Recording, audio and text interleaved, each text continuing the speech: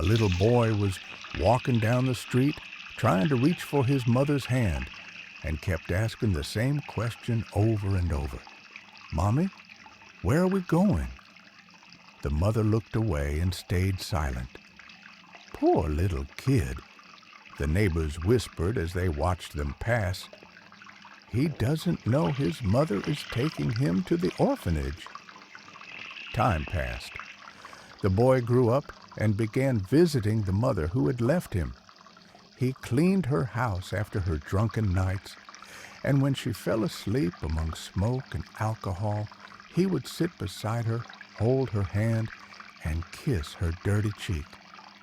"What a foolish boy," the neighbors said with disdain.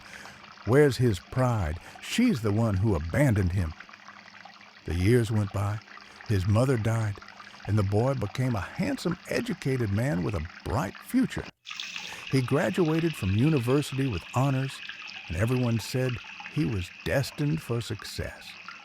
But to everyone's surprise, he chose to become a school teacher. "How naive," the neighbors scoffed. "With his looks and education, and he goes off to teach for a few coins?" Soon, however, he won the love of all the children.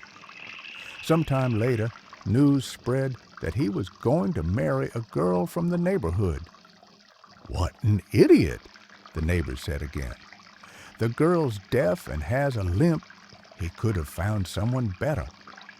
But the newlyweds lived peacefully and full of love. Only one thing saddened them. They couldn't have children of their own. Until one day, people saw them walking by with a baby carriage. Inside were two infants, a boy and a girl, barely 6 months old. "What a fool," the neighbor said once more.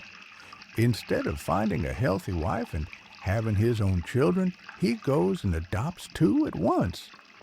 The years passed. The children grew up, started their own families, and each had 3 kids. But they never forgot to visit their adoptive parents, the ones who had raised them with so much love.